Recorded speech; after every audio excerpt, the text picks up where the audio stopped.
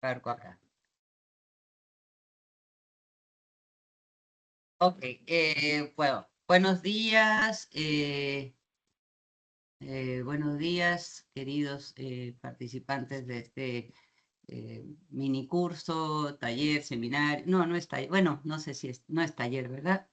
Aunque tenemos algunas actividades, no estoy segura cómo caracteriza hoy día esto. Pero bueno, estamos iniciando la cuarta y penúltima ya sesión y en esta mañanita teníamos algunos comentarios fuera de tras bastidores antes de la grabación sobre acceso, dificultades de acceso, a veces desde la computadora no se puede, desde el celular sí, tanto a nuestra página como a la de Resegis que nos reportó en Antito el profesor Belisario en el chat.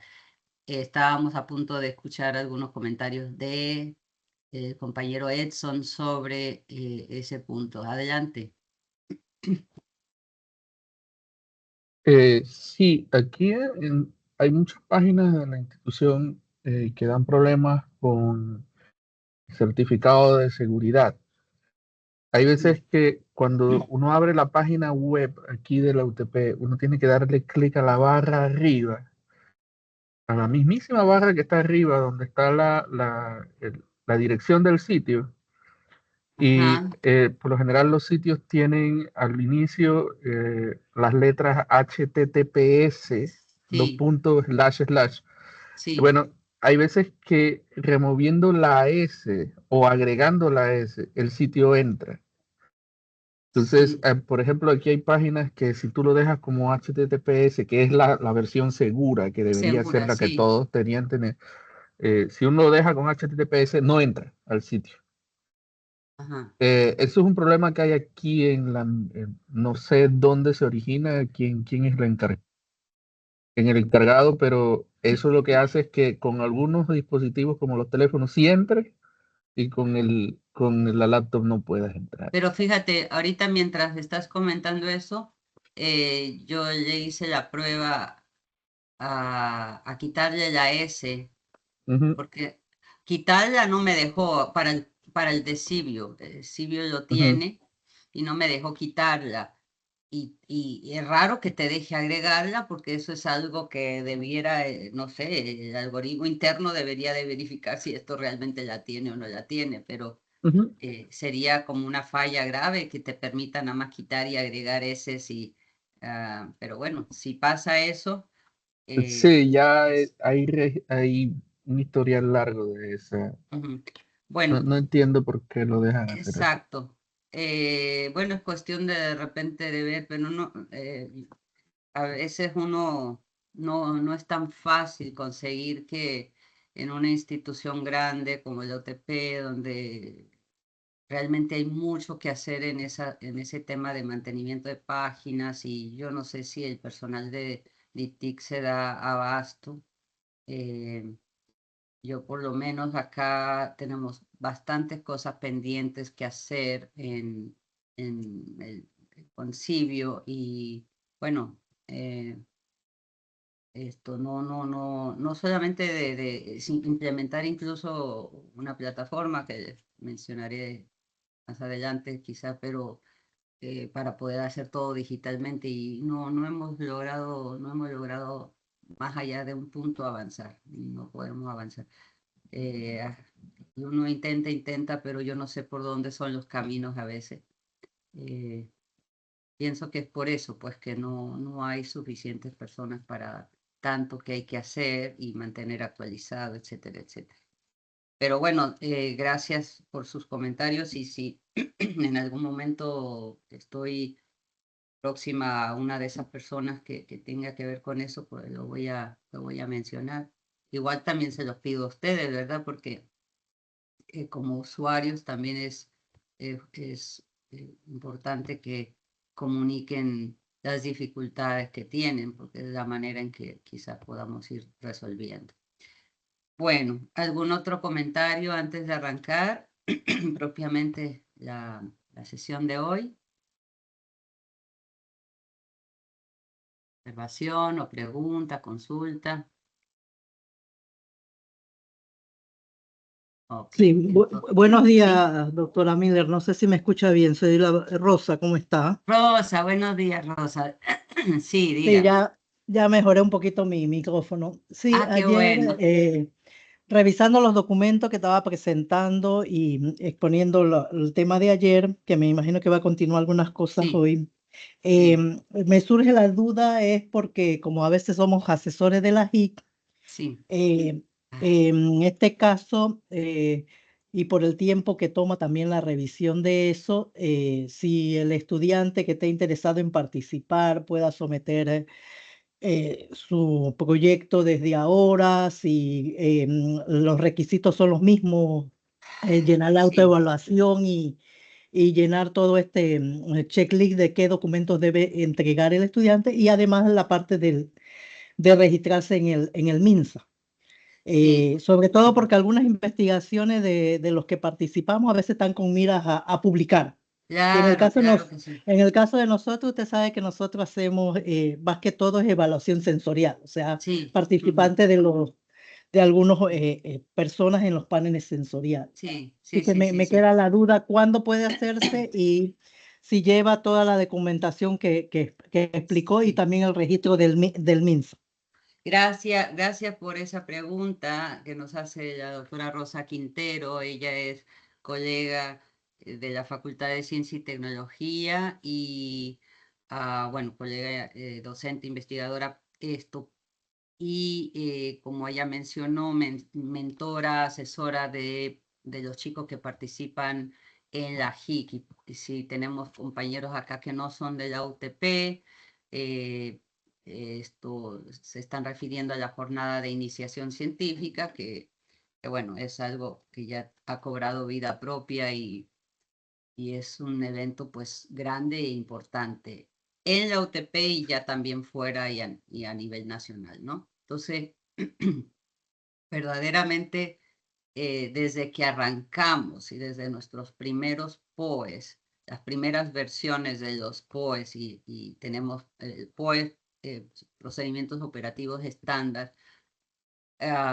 Nosotros tenemos POEs para la evaluación regular, tenemos POEs para la evaluación expedita y tenemos POEs para el caso HIC, ¿verdad? Y eso desde el inicio porque sabíamos pues que ese iba a ser un tema, pero verdaderamente les confieso, ¿verdad? Lo digo, ha sido algo que no hemos logrado encontrar la fórmula, ¿verdad? Cuando digo la fórmula es cómo podemos ofrecer la evaluación que se nos exige y a la vez esto, bueno, sin interferir, o sea, que los muchachos puedan hacer lo que tienen que hacer, pero es que no contamos tampoco con el personal. Ustedes quizás saben que eso ha crecido y son cientos y cientos de proyectos, no sé, en la misma UTP pueden llegar a más de 500 o no sé qué cifras se manejan hoy en día. Entonces, es bien alto el número de participantes. Ahora, claro, si le sacamos los que tengan que ver con participantes humanos, que no tengan que ver con participantes humanos, a lo mejor nos quedan pocos, pero estos que son de análisis sensorial, por fuerza van a tener personas participando, ¿verdad? Y bueno, hemos tratado de apoyar, y yo me he puesto a mirar esto, lo he revisado y re-revisado, si hay alguna manera de que bueno, las normativas o los comités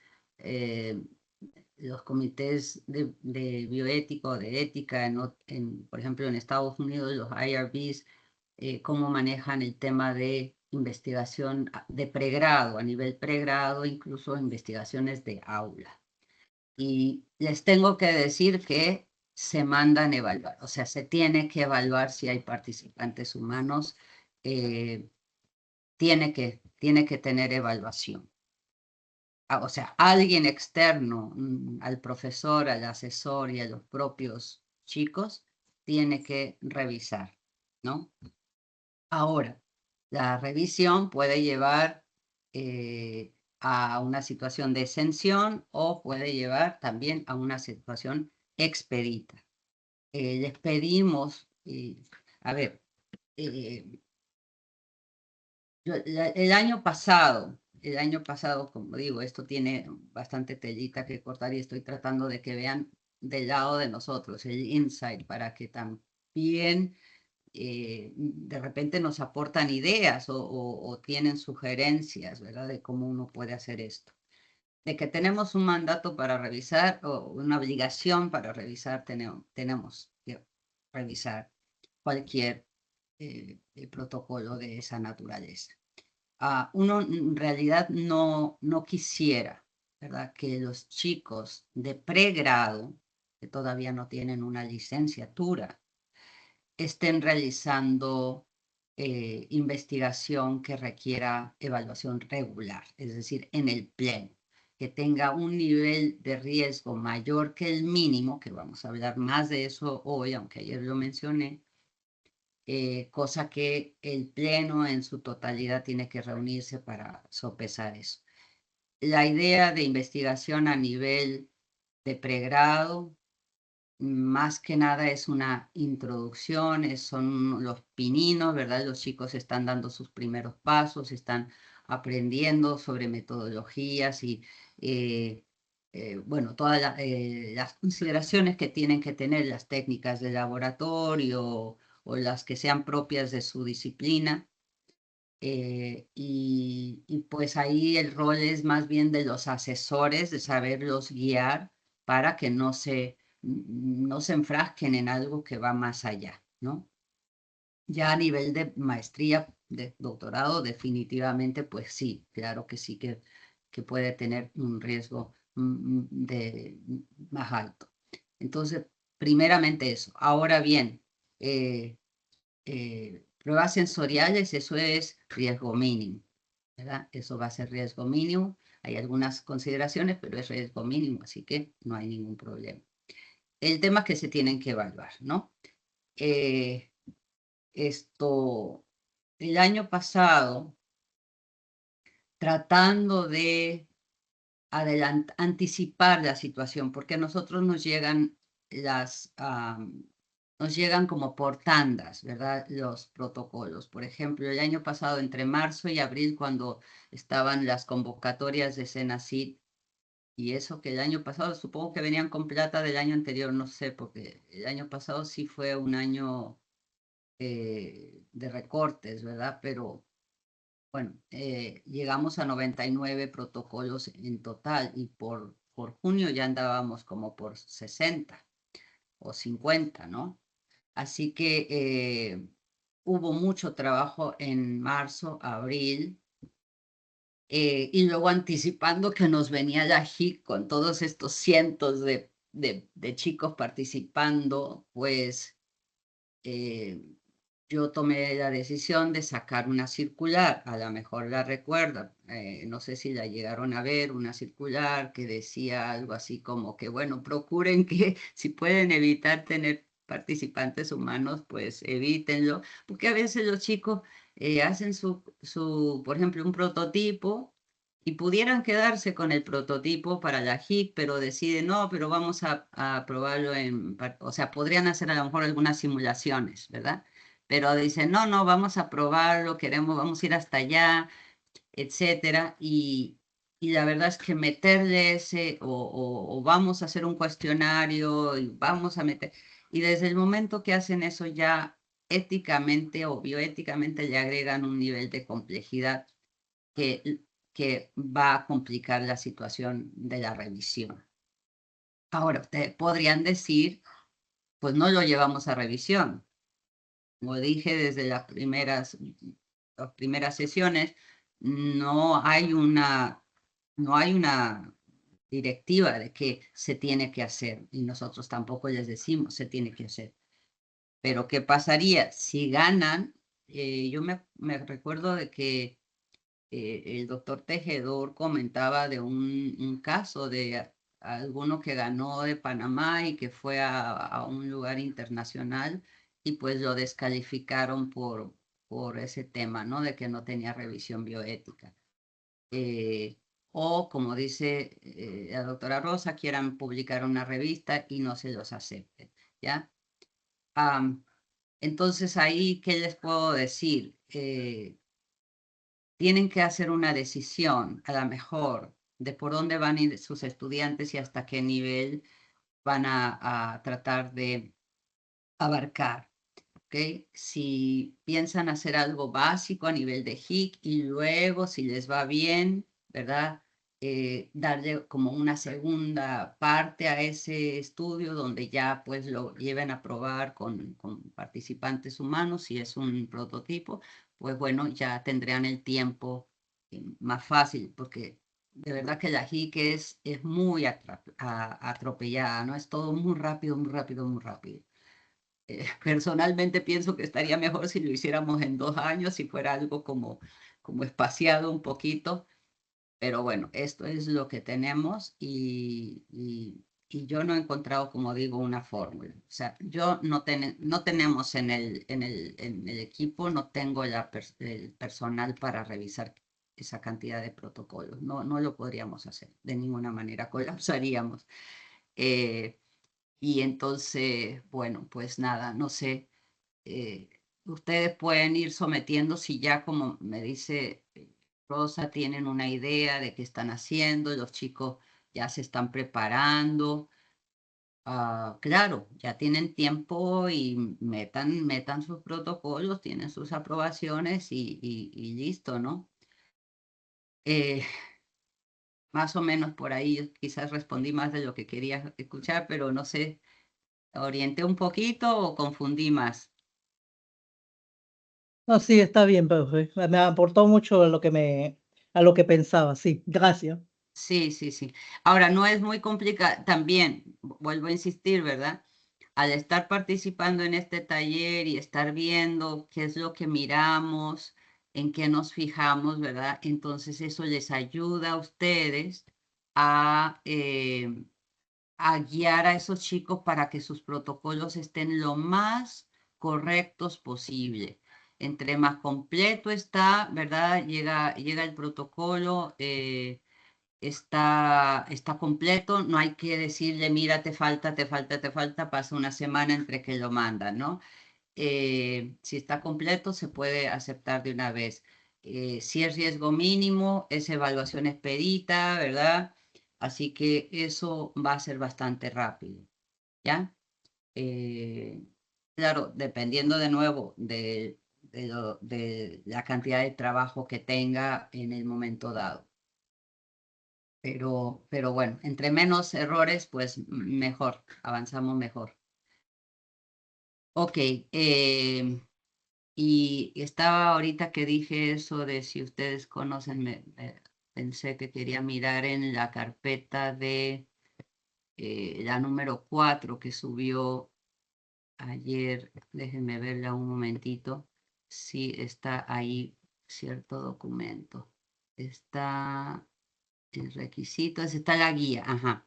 La guía es el formato, todos empiezan con Civio, Form ADM Administrativo 002 y se llama la guía. Déjenme compartirles pantalla. Esta guía, a ver, ajá. ¿Están viendo? Sí se ve, profesora. Sí, esta guía ya se las compartí, ¿verdad? Está en la carpeta 4. Ahorita vamos a hablar un poquito de esa actividad, pero esta partecita de arriba, ¿verdad? Es donde el evaluador, el revisor o la revisora, pues va a colocar la identificación del protocolo, quién es, el título y el nombre del IP. Fíjense que aquí ustedes cuando llena, el IP cuando llena el cuestionario de autoevaluación, pide cierto tipo de revisión, pero esta es la recomendada, no es la pedida, solicitada, sino la recomendada por el revisor. A veces pueden pedir exento, pero nosotros decimos, no, esto no es exento, hay que hacer una expedita o una regular. Luego el revisor también hace su evaluación de si considera que es riesgo mínimo o mayor que riesgo mínimo, aunque yo como presidenta a la hora de también recibir el protocolo reviso y también tengo un criterio de en cuál nivel de riesgo está, ¿verdad? Y en base a eso, pues, también le puedo dar la indicación al evaluador, aunque el evaluador es independiente de decir, no, yo considero que es mayor o es menor el riesgo. Y luego pues acá van a decir si es favorable, una respuesta favorable, que ya después de haber hecho su evaluación, favorable es que no, listo, ya puede avanzar, ¿no? Lo devolvemos pendiente de subsanaciones menores, que son cosas, bueno, ahorita les digo eso, pero menores, mayores, desfavorables, que realmente, como digo, nunca nosotros por POES, por nuestros mismos procedimientos operativos, no podemos dar un desfavorable, no damos un desfavorable nunca en una primera vuelta, salvo que sea algo gravísimo, gravísimo, como digo, que no tiene vuelta de hoja. No se puede hacer en evaluación expedita, tiene que hacerse por decisión de pleno y pues la idea es que no sea nunca en una primera mirada del protocolo, sino de repente trabajando con el investigador y procurando pues que pueda subsanar ciertas cosas. Ya si son insalvables, pues que realmente requiere repensar todo el problema o reconcebir el proyecto, entonces esto pues sería desfavorable. Y luego las exenciones, ¿verdad? Y pues el CNBI nos obliga o nos requiere, que nos exige que digamos por qué estamos dando exenciones. Y luego el nivel de seguimiento que le vamos a requerir, si es anual o no aplica el seguimiento, por ejemplo, a las exenciones no hay seguimiento. Bueno, esta es la parte del evaluador en cuanto a lo que va a recomendar. Y luego ustedes pueden revisar con cuidado este documento.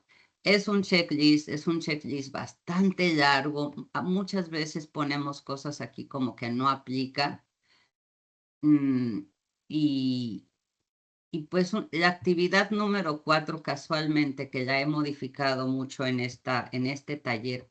En talleres previos, yo usaba este documento como base para la actividad 4 y les pedía que fueran como punto por punto, viendo, bueno, cuál de los 8 elementos de ese marco que estuvimos viendo ayer, a cuál de los 8 o cuáles, porque puede ser más de uno, se refieren estos puntos que están aquí.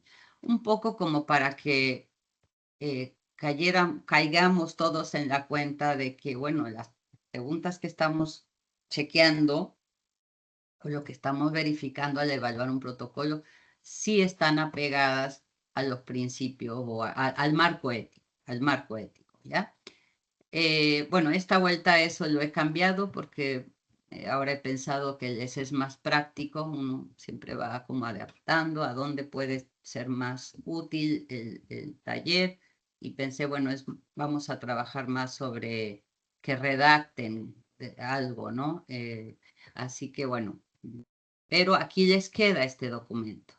Aquí les queda y pueden ver y conocer a priori qué vamos a mirar, ¿verdad? ¿Qué vamos a mirar? Y ustedes pueden saber que hay cosas que no aplican y cosas que sí aplican. Vean que preguntamos o verificamos o nos interesa saber sobre reclutamiento, sobre poblaciones vulnerables o no humanas todavía, tenemos eso allí. Las acciones para minimizar riesgos, la relación riesgo-beneficio, que es uno de los temas mayores de hoy, el formato, pero no solo el formato, sino el proceso de consentimiento informado, que es la actividad 4 nueva que tienen, Y por acá, a ver, hay mucho sobre consentimiento informado, mucho. Privacidad, confidencialidad y seguridad. Y finalmente conflicto de interés, ¿ok? Y luego nuestros revisores pues nos hacen aquí un resumen de lo que fueron poniendo en el checklist, y pues este resumen lo veo yo, pero también la secretaria técnica, y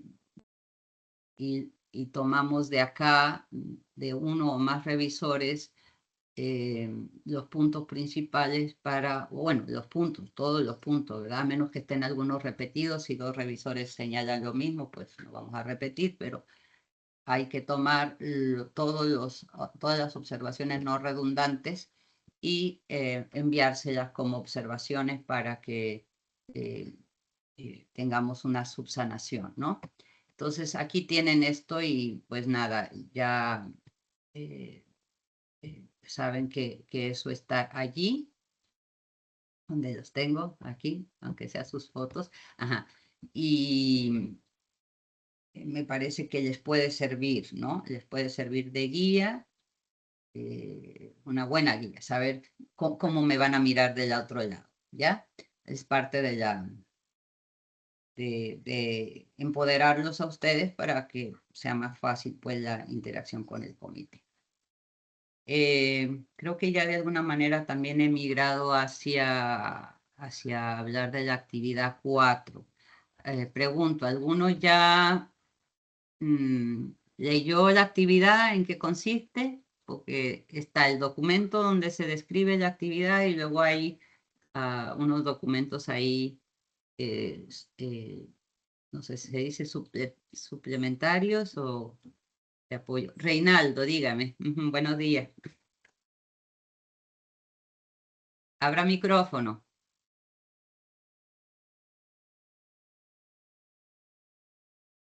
No, no le estoy escuchando.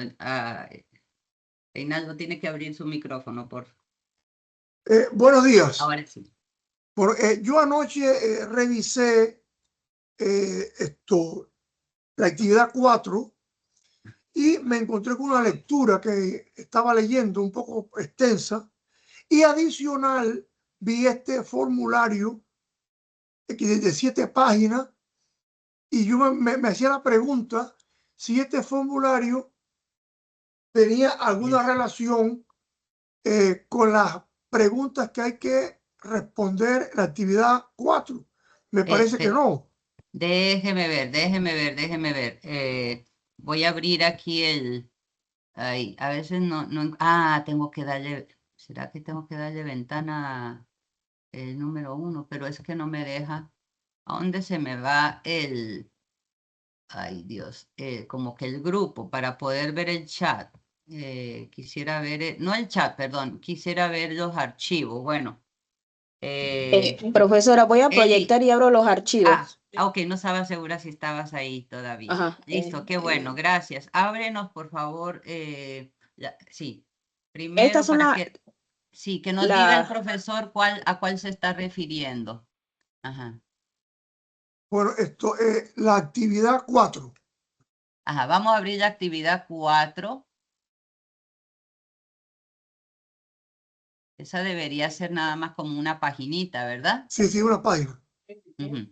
Okay. Y tiene 2 actividades a desarrollar. Ajá. La A y la B. Sí. Correcto. Ajá. Entonces Esas 2 actividades, ¿qué relación tienen con ese cuestionario inicial de 7 páginas? Cuestionario inicial.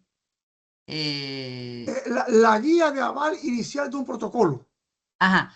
Ok. No. Me parece que eso no tiene relación. No. A ver. Sí, por eso.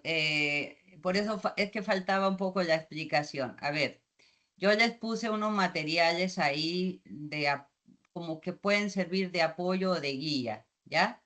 Pero no sé si la actividad consiste en que usted se imagine que usted es un investigador que vas a realizar esa investigación que se describe ahí, ¿no? Sobre trato o percepción de los pacientes hospitalizados. ¿De acuerdo? Sí. Y Ajá. consideraciones éticas de Entonces, enfermeros y eso. es correcto. Ahora, yo, por eso es que me costó mucho, en verdad, por eso me demoré, me costó mucho escoger un tema, porque necesitaba un tema que tenga algo de complejidad, pero no demasiada, ¿verdad? ¿Por qué? Porque no es que quiero que me escriban, no van a escribir todo un protocolo de investigación, no van a escribir todo lo que lleva un protocolo, que los antecedentes, la justificación, no vamos a escribir todo eso. Ni tampoco vamos a escribir toda la metodología, ¿verdad?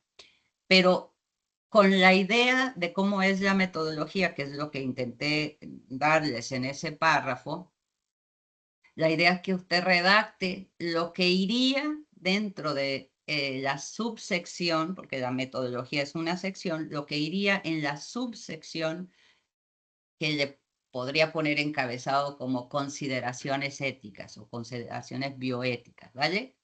O a veces no le ponen en encabezado, pero hay un párrafo sobre esas consideraciones, ¿ya? Sí, Entonces, eso es lo que yo quiero que ustedes hagan para que sean conscientes que la parte que tiene que ver con ética no va solamente en un consentimiento informado que va en el apéndice o que es parte del protocolo, pero al final, ¿verdad? Los anexos, y que no lo contemplamos dentro del propio protocolo ¿no? de la metodología. No, yo quiero que tengan bien claro que en su metodología tiene que estar incorporado algo, un parrafito o dos o tres, va a depender de la complejidad del estudio sobre estas consideraciones. Entonces, usted se va a imaginar que, bueno, imagínese que va a hacer este estudio, tiene que ponerse en el lugar de sus participantes, que son esas personas que estuvieron hospitalizadas, pues tiene que pensar en su bien, ¿verdad? En cómo los va a proteger, pero a la vez cómo va a poder realizar la investigación que quiere hacer, que le encomendaron hacer y con los objetivos que le encomendaron. ¿Me explico? sí. Ahora, O sea, siguiendo las indicaciones de la actividad 4, que es una sola página. Sí, siguiendo su lineamiento. sí, para la parte A, ¿verdad? La parte A pueden ser 1, 2 parrafitos, no tiene que ser, Sí, es lo que usted considera. Después lo vamos a comparar, lo que escribió uno, lo que escribió otro, lo revisaremos, ¿no? ok. Ajá. Luego, para la otra parte, sí va a redactar el documento de consentimiento informado, porque lo revisamos también en el comité, Sí, y ahí pues tiene que pensar en que va a ir dirigido pues al paciente que usted va a reclutar y lo que tiene que decirle y nada, pues eso, ¿verdad? Va a redactar un consentimiento informado. ¿Ok? Específico para ese estudio que se está imaginando. Yo no se los describí muy completo, es como vamos a decir, una idea que tiene ciertos elementos, pero usted puede considerar que le faltan, que quiere agregarle algo más. Y yo les dije, siéntanse en libertad de agregar algo más para ese estudio hipotético que están haciendo en sus mentes. ¿Ok? No se tienen que quedar con lo que yo les dije.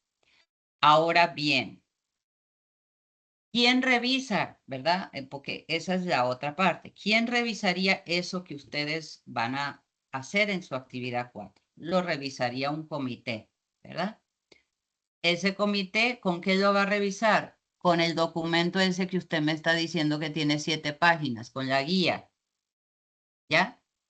Entonces, como usted sabe qué contiene la guía, usted se puede ir a la parte de que tiene que ver con consentimiento informado, por ejemplo, y revisar. Ellos van a mirar esto. Yo puse eso en mi consentimiento informado, lo contemplé. Si no, bueno, entonces más vale que ponga una línea que tenga que ver con eso que me van a, porque si no me lo van a corregir después y eso va a demorar más. O sea que Ya, la guía es para que usted vaya una orientación. ¿Ah? Una Va a tener orientación. una orientación. Una orientación. Y aparte también les compartí que está en la página web donde quiere someter un protocolo, está el documento de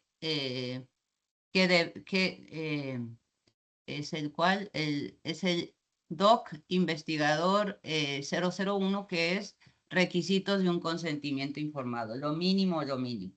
Ahora eso va casado con el documento del checklist, ¿sí? Pero está más en plan divulgativo, son diferentes públicos. El documento informativo es para el público investigador que va a usarlo. El otro es un documento interno nuestro, pero para que usted esté viendo del lado de acá.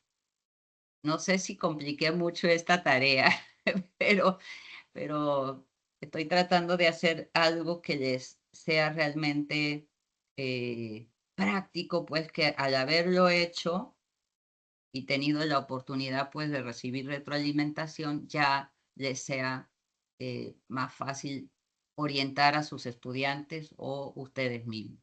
Bueno, anoche que yo vi el documento, o sea, las actividades, lo que dice requisito del consentimiento informado, eso no estaba. Porque Ajá, lo que se había mandado era sí, desde la tarde. Entonces, sí, esa sí. parte me tocaría revisarla. Sí, ¿Qué no la exacto. viste? Pero lo podemos abrir ahorita un momentito, Eli, el documento investigador 001. El PDF. Sí, lo subimos más tarde. Yo pensé que estaba, pero ajá. Ok, esto es una página explicativa. Todos estos documentos, bueno, yo los trabajé, así que esto, bueno, algunos no los he releído hace rato, pero todo esto, incluso la nomenclatura, pues todo eso es trabajo que llevamos años haciendo. Y allí hay fíjense, si le agrandas un poquito, nada más quiero, para poder leer, porque no veo. Sí, nada más quería decir que ahí dice, eh, a menudo, el segundo párrafo, a menudo el consentimiento informado es considerado como una mera formalidad, algo que se le pide firmar al participante para no incurrir en problemas legales. Y es común que no contenga suficiente información para tomar una decisión informada o que, por el contrario, contenga textos largos y detallados redactados usando terminología técnica generalmente desconocida por el sujeto participante, independientemente de su nivel educativo. Entonces, este documento proporciona una guía de cómo debe ser y qué debe contener un consentimiento informado y se debe tener en cuenta que los participantes de un estudio siempre tendrán el derecho de rehusar a participar o abandonar el estudio en cualquier momento, aún habiendo firmado un consentimiento informado. Y luego entonces ya la siguiente página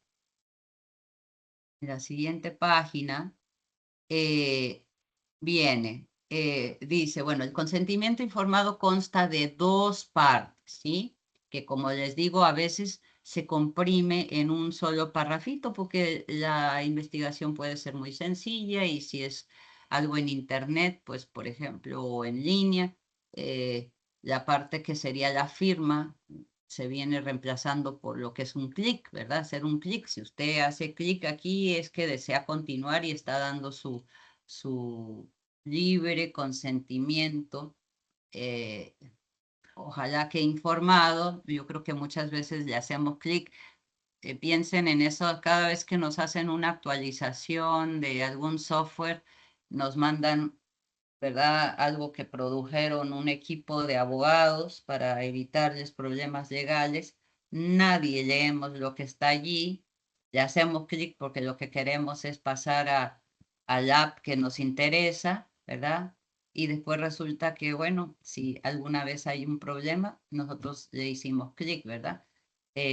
Pues al menos en temas de investigación, no puede ser así. Nosotros en investigación nos tenemos que preocupar de que se comprenda y se haya leído. Entonces, aquí viene primero la hoja de información. La hoja de información, que sería la parte donde informamos, y debemos dar suficiente, adecuado información. Se permite el engaño. El engaño como tal, recuerde que hay una pregunta en la autoevaluación si se necesita o si el investigador está de alguna manera no dando toda la información. Y no es que el engaño de por sí sea malo, y definitivamente si necesitan engañar, pues un comité se los va a tirar y por lo tanto hay que mentir. No, no, no.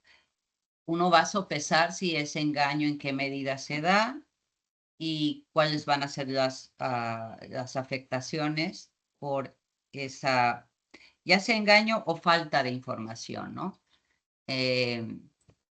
Sí, dígame, Reinaldo. Bueno, yo pienso que en lugar de engaño, por lo que ya yo he visto del seminario, tal vez la palabra engaño no sería la adecuada, porque sería engaño, se puede entender lo que se hace con malicia. Pero aquí puede ser que se omite alguna información para que el participante actúe de una forma más natural. Porque Sí, si yo lo ilustro sí, demasiado, va a ir tan sí, prejuiciado y tan informado que entonces el objetivo no se logra. Porque sí, a mí me sí. gustaría ver la reacción del participante ante algunos hechos, y para eso tal vez sea necesario omitir parte de la información, no el Sí. engaño con la intención de actuar de manera maliciosa. Es correcto, tiene usted razón. Y de hecho, yo, bueno, acá estábamos usando esa palabra y yo ya estaba usando, pero en nuestro documento de autoevaluación, la pregunta que les hacemos ahorita, ya hacia su reacción, estaba yo buscando cuál era el lenguaje. Y la pregunta F dice: los objetivos de la investigación requieren proporcionar escasa o poca información al participante para evitar sesgos. Así es como lo pusimos en la redacción. Entonces, no le decimos que si su protocolo necesita engañar, sino dar escasa o poca información para evitar sesgos, que es lo que usted está diciendo, omitiendo alguna información. Bueno, entonces aquí avanzando, pues hay preguntas de la 1. ¿Cuál es el objetivo de la investigación?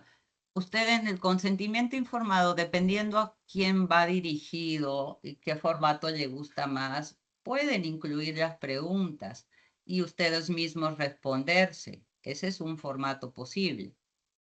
No era necesariamente la intención en este documento. La intención es que vean que hay una pregunta que uno como investigador se hace y que lo que debemos colocar en el consentimiento es la respuesta a esa pregunta.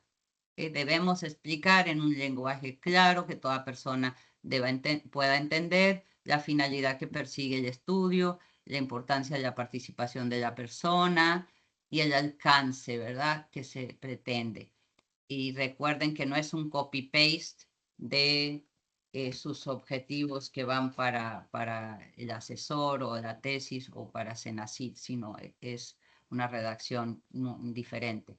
Y así sucesivamente a través de las, si vas bajando, Eli, creo que son 7, cómo se manejan los datos, 7, sí, hay 7 preguntas, ¿no? Que con estas 7 preguntas se abarca pues lo que nosotros vamos a verificar. Y después de esa parte informativa, que puede ser corta o larga dependiendo, está el consentimiento propiamente. el consentimiento propiamente. Y fíjense, el consentimiento se tiene que escribir, así como la parte informativa va, yo le estoy dando a usted información, ¿verdad? Y yo me puedo dirigir a la persona, a usted, se le pedirá tal, tal, tal, o a los participantes se les pide esto y esto y esto. La parte donde consiente es en primera persona, ¿ok? Debe incluir el título del estudio, debe poner el código que se le asignó por el Comité de Bioética, no si es uno de Senacid que está financiado y que trae su código de allá, no, el código con el cual nosotros hemos identificado al protocolo, debe decir, ¿verdad? Debe dar una declaración, debe declarar la persona que yo, fulano de tal, he leído esto, he comprendido, he podido hacer preguntas, he aclarado mis dudas, me siento debidamente o cómodamente informado o informada y pues deseo dar mi consentimiento, ¿verdad? Y ya entonces firma o accede a través de un botoncito, ¿verdad? Iba a decir otra cosa, pero se me fue porque me fijé que había como unas manitos ahí. Vamos a darles espacio a las otras personas que están sobre esto mismo queriendo preguntar. La profesora Jessica. Sí, Buenos días. buen día, Jessica. No, ya el profesor Reinaldo, de hecho, resolvió algunas de ¿Sí? las dudas que tenía por los documentos, porque sí, yo estaba buscando la relación también, pero ya entendí, es la asignación 4, los otros son materiales complementarios Sí, para entender más o menos lo que se quiere, ¿no? Pero bueno, voy a aprovechar para, ¿cómo se dice? Para hacer una consulta. Ok, en la asignación 4 escribimos sobre las consideraciones éticas del protocolo hipotético, ¿no? Que se nos presenta. Y luego viene el consentimiento informado, que es la hoja de información, obviamente, más el formulario de consentimiento es correcto. informado. Sí. Allí dice que si necesita agregar algo, que lo haga, ¿no? Es lo que vi en el... Eso es porque de repente están imaginándose algo. Es como si yo Ajá, les doy una idea de, ajá, mire, quiero que pinten un paisaje ajá. con estos elementos, pero usted para dibujar su paisaje dice, no, pero es que yo quiero que tenga un río, necesito que tenga Ok, un río por aquí. Bueno, le metes ok. el río. Por Si usted ejemplo, quiere si quiero agregar, ajá, agregar el derecho a sí, revocación del consentimiento, lo agrego. es que perdón, a ver, yo me refería de agregar es en la parte de la concepción del estudio. En lo que Ok. tiene que ver con el consentimiento, usted tiene que poner todo lo que tiene que llevar un consentimiento. Ujú. El derecho de la persona de decir me voy a retirar, eso es una parte ¿cómo se Importante. dice? Ajá. No sé, importante, es que no se puede Tiene que prescindir. ir. Tiene que estar, Ajá. eso tiene que estar, Ajá. eso Ok. tiene que estar. Listo. Sí, eso tiene que estar. Ok. Y ya lo de Era lo lo, otro, porque usted puede agregar a lo mejor, bueno, de repente los hospitalizados, qué sé yo, quiere circunscribirlo, quiere decir que solamente los que tuvieron, no sé, que recibieron determinado tratamiento o estaba, no sé, si quiere como colorear un poco más esa parte de entiendo. El escenario. el Ok. escenario, Listo. sí, sí. Gracias. Gracias. Después yo sí les voy a pedir, pero porque como esta actividad, como primero es nueva y segundo tiene su complejidad, entonces en la medida que también me aporten sugerencias de cómo la puedo mejorar para que sea más clara o más práctica, más útil para ustedes, después de haberla hecho, les voy a agradecer mucho. Edson también nos quiere participar, me parece. Sí, buenos días. Yo tengo una consulta en cuanto a, bueno, posibles futuros aplicaciones del Comité de Bioética. Yo tengo ahorita un proyecto y el proyecto calificó para una exención, así que no tuve que Sí. completar todo lo que Sí. aparece, pero Sí, hay algo que me gustaría saber, sobre todo por a veces uno con la cantidad de trabajo que tiene y los plazos cortos que hay, generalmente Senacid cuando abre un concurso, los tiempos sí, son demasiado cortos. demasiado, Y sí. entonces Senacid en los últimos 3, 4 años, cada año que viene, cambia muchos de los procedimientos en los que hacen los concursos. Entonces, mi duda es, sabiendo el tiempo que hay y los protocolos que uno tiene que cumplir, ¿es recomendable uno preparar los protocolos estos mucho antes de que abran los concursos? ¿Cambia algo cuando abran el concurso? La parte nuestra no cambia muy poquito. Eh, Digo, estaba escuchando esta mañana también de un videíto ahí de una persona que orienta a investigadores. Imagínense esto. Bueno, son personas profesionales que orientan a investigadores que aplican para grants, a convocatorias del NIH. Y hablaban después de algunos cambios que estaban haciendo ahí y bueno, orientándolos a los investigadores. Así que no es que los comités nunca cambian, pero es mucho, mucho más estable, ¿no? Eso considero que es mucho más estable. No, bueno, a lo que me Ujú. refiero en realidad es que digamos que yo preparo mi aplicación a bioética y se las aplico a ustedes. Un poco antes de que abran la propuesta o cuando están Ah, haciendo los anuncios. ya, ya, Y ya. viene Senacid, abre la propuesta y de repente me encuentro con el problema de que hay algo que es incompatible con lo que yo les presenté a ustedes. Ok, ya capté tu pregunta. Ok, es un poquito lo que decía la profesora Rosa también. Eh, ¿Qué ocurre? Si nosotros aprobamos un protocolo, es para que se ejecute tal cual está en el protocolo, ¿verdad? Por ejemplo, si usted tiene un cuestionario que va a aplicar y ese cuestionario es el que se le aprueba, tiene un sellito, no necesariamente usted va, porque a veces va en línea y pues no lleva ese sellito, pero nosotros sí podríamos, ¿verdad?, verificar en un momento dado si es que hay alguna queja sobre el estudio o es una visita de seguimiento a ese investigador. Uno verifica que el cuestionario que está aplicando realmente es el que nosotros aprobamos, ¿no? Entonces no puede modificar nada porque dice, bueno, ya aprobamos y luego salió Senacid con su convocatoria y que resulta que le cambiaron algo y tienen que hacer un ajuste al protocolo aprobado. En ese caso, no es que no se pueda hacer, pero se tiene que hacer a través de una enmienda. Usted tendría que solicitar una enmienda, hay un formulario para eso y nosotros tenemos un procedimiento para manejar enmiendas y hacer las modificaciones. Ahora, la enmienda puede ser algo bien sencillo, puede ser algo que necesito modificar el título, porque eso nos ha pasado, ¿ah?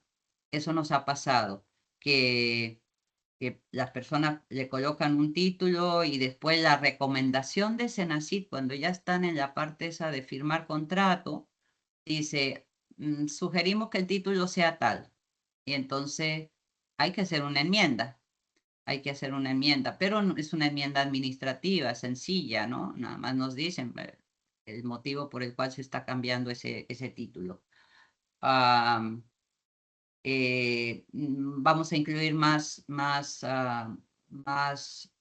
participantes o vamos a hacer otras estadísticas o ya esas partes, eso ya no es administrativo, eso ya es metodológico y pues, ok, eso tengo que mandarlo a revisores a que vuelvan a mirar y ver si todo está bien, ¿no? Así que no sé si te estoy dando una respuesta. Sí, es... Sí, Ajá. me respondió la pregunta. Ahora, si lo tienen bastante preparado, ¿verdad? Si lo tiene bastante preparado, casi que listo, no lo tienen que someter. Pueden aguantarlo ahí hasta que abra la convocatoria, verifican que todo está como ustedes pensaron y luego entonces lo someten, ¿no? Ujú. Las cosas que también es bueno tenerlas a mano son, por ejemplo, si van a necesitar un certificado de buenas prácticas clínicas, pues para que hayan hecho el cursito que les dura 3 años, verifiquen que los tienen actualizados, de manera que tampoco pues estén teniendo que andar a la carrera poniendo al equipo investigador a buscar certificado de buenas prácticas. ¿Sí? Bueno, Muchas gracias. entonces, ¿cómo estamos con respecto a esta actividad? ¿Ya estamos más claritos? ¿Claritas? ¿Hay alguna consulta adicional? ¿Han conectado ya? No los ve. Espérate. Ok. Bueno, creo que voy a entonces ya compartir yo para ir avanzando pues con lo que tenemos para hoy. A ver, ¿dónde tengo compartir pantalla? Qué bueno que hemos podido aclarar esto, porque eso es parte de lo que se trata este curso, es práctico, ¿no? Que les sirva, que les ayude en su trabajo y en el de sus asesorados, ¿verdad? Ok, Profesora, disculpe, antes que dime, empiece, me voy a mover unos minutitos y regreso. dale.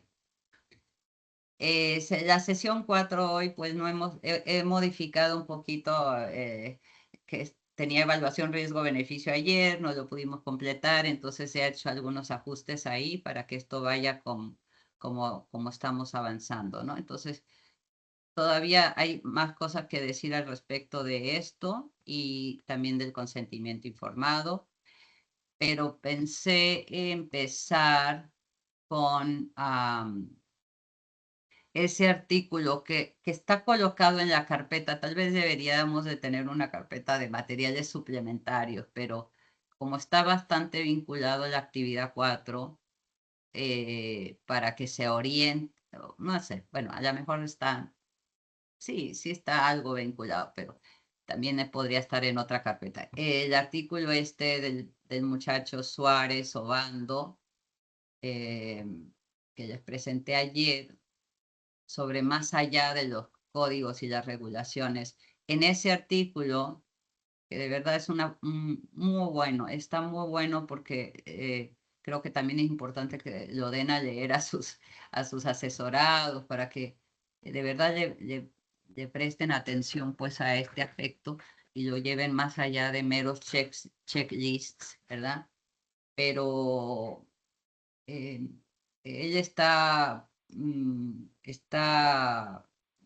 recomendando pues este marco ético de los 8 puntos como un buen punto de partida para salirnos de la parte meramente en plan checklist, ¿verdad? De las regulaciones y códigos y normativas que no hemos leído, Helsinki, Nuremberg, Belmont, bueno, ustedes ya leyeron Belmont, pero SIOMS, etcétera, etcétera, y realmente lo aterricemos en algo que es local, que nos toca a nosotros, que está contextualizado. No es un documento allá abstracto, sino que hemos hecho ese esfuerzo de contextualizarlo a nuestros participantes, a nuestra situación de investigación, a nuestra comunidad donde vamos a investigar. Y él incluye esta serie de preguntas que las toma del marco, ¿sí? Están en el documento original de Emanuel Wendler y no me acuerdo, Emanuel et al. Y las traduce a español y están entonces en este recuadro, ¿no? Y ustedes pueden ver que para cada una de las 8, él empieza con asociación colaborativa, que era la número 8 mía, y la número 1 mía era la valor social.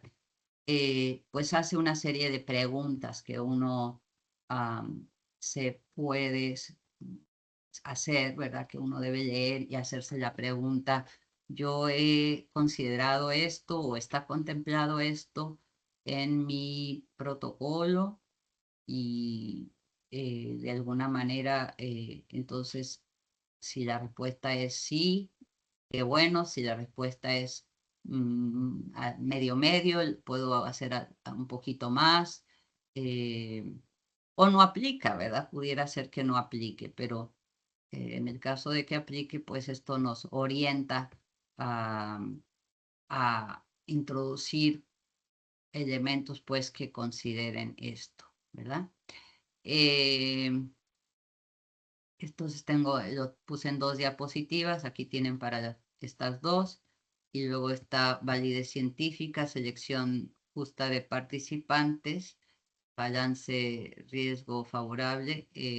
Bueno, para esos 5 está puesto aquí estas preguntas, ¿no?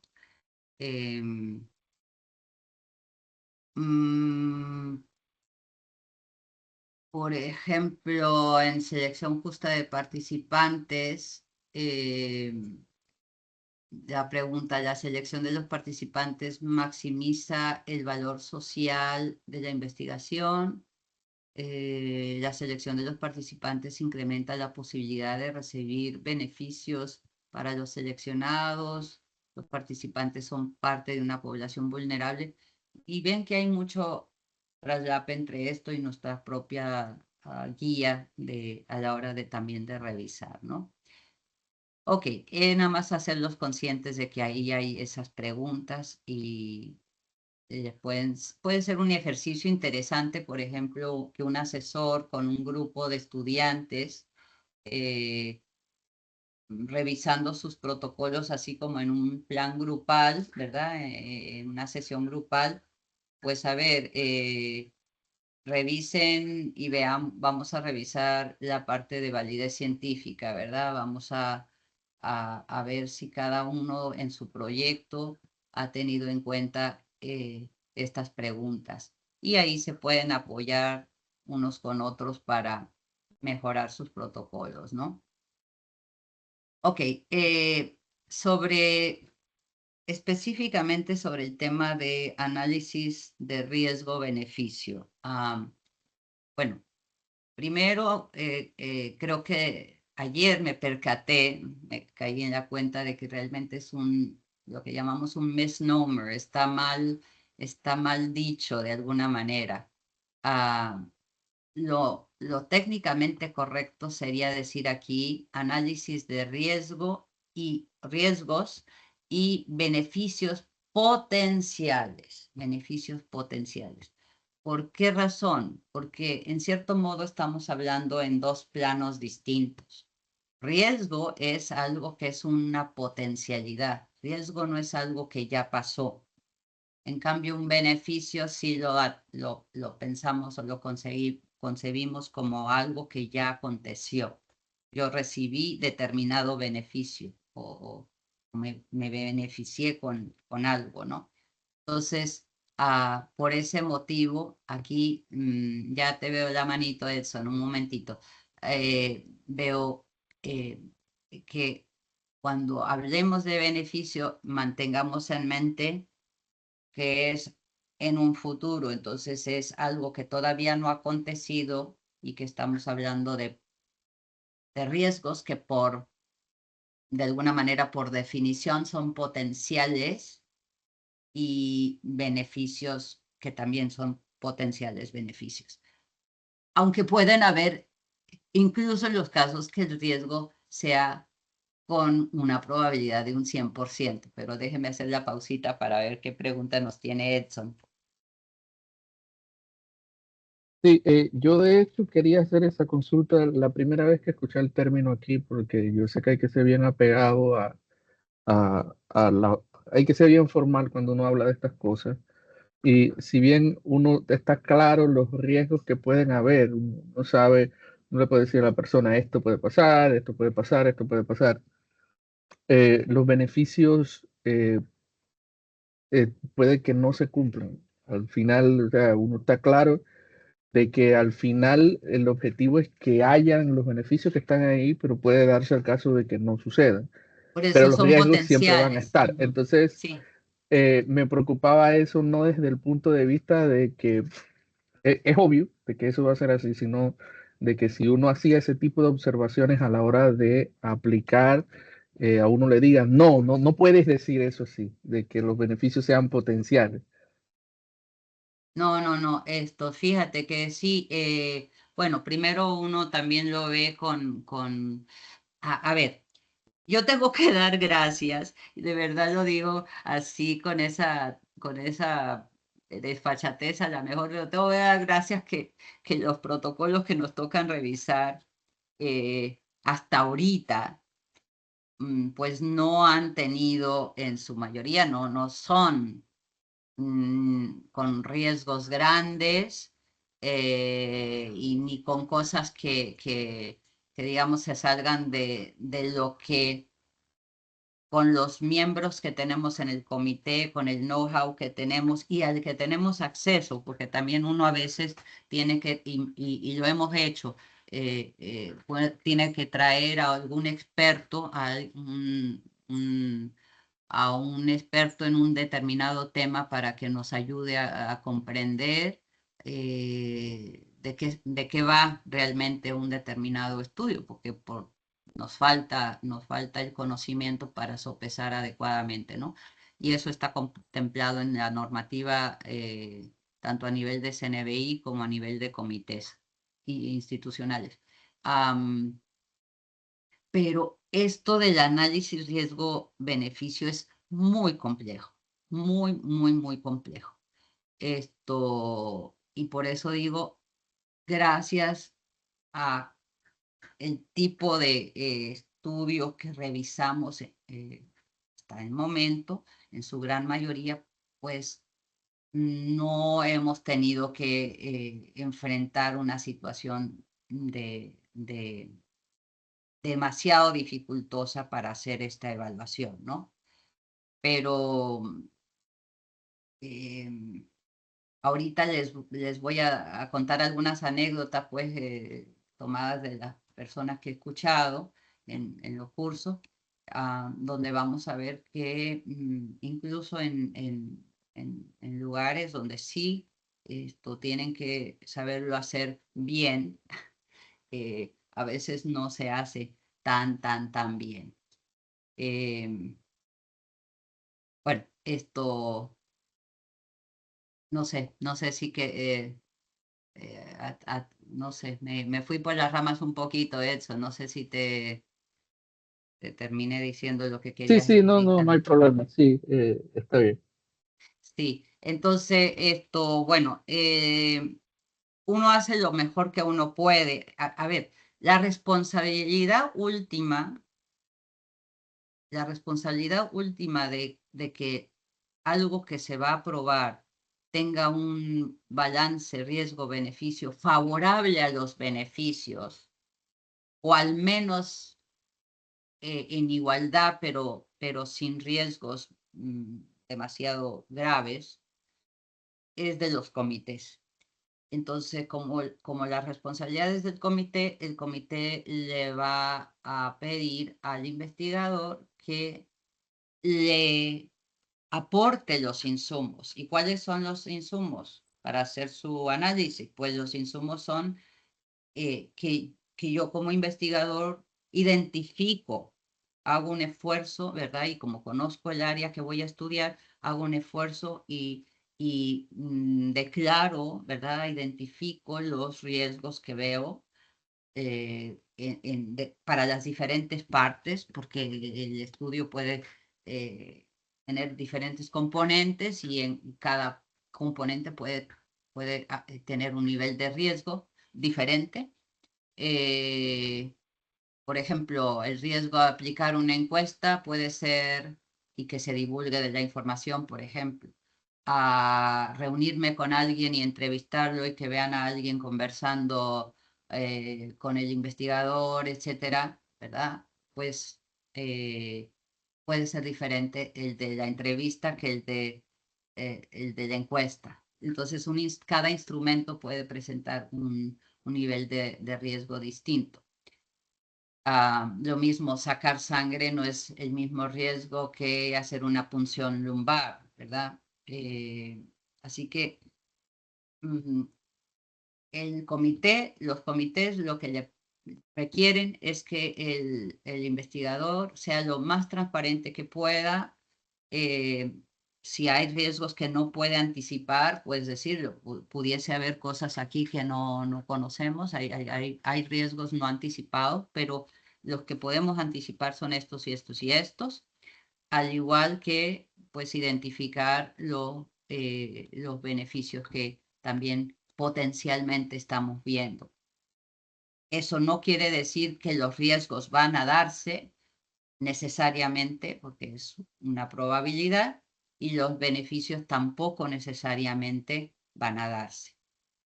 Y cuando estamos trabajando con una droga experimental o con una intervención educativa, yo no puedo garantizar que el estudiante se va a beneficiar de utilizar un determinado software, ¿verdad? Uno está haciendo el estudio justamente para saberlo. Y por ese motivo es que David Wendler, el doctor David Wendler del NIH, en un artículo del 2023, dice así, lo dice textualmente, la investigación clínica es en esencia es análisis riesgo-beneficio. O sea, eso es lo que es la investigación clínica. Cuando se está tratando de decir si un tratamiento, si un medicamento, o podríamos pensar nosotros una intervención educativa o una intervención de alguna otra naturaleza, esto, ¿qué estamos haciendo? Realmente ahí estamos haciendo esto. ¿Cuáles son los pros y los contras, ¿verdad? De esta nueva formulación que estamos presentando, pues explorando, ¿no?